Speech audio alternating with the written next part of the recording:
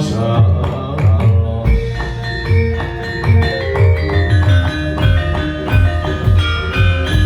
Kakang Antarja Kakang Garwaca Adiku Dhyana kepiye Adiku Dhyana kepiye lah ora tau-tau kraton Ngamarta ana buta gedene Sang Sigara Jagat kok dhisik buta saka ngendi aranmu sapa bojreng merapopo glabris lan lakune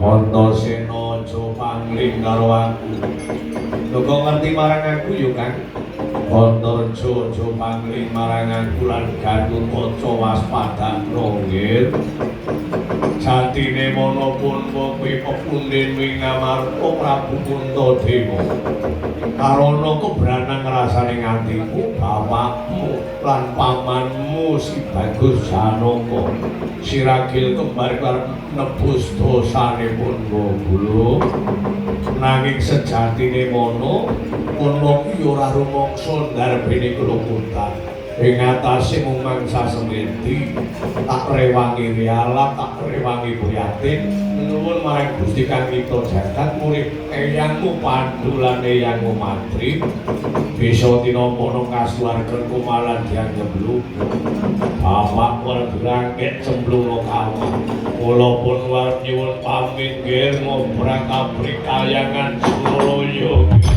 dewa meral sing arep ingkang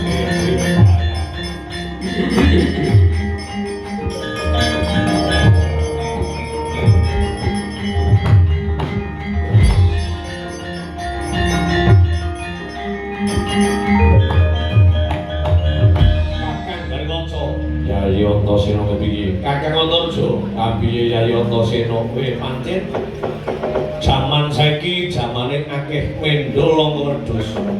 Trenggiling api-api mati, gajah kampung-kampungan teki. Awake dhewe dadi satru kuwi kudu bisa ngandelaké kapretnan. Aja nganti Ngamarta kabroboli kakerep masa iya.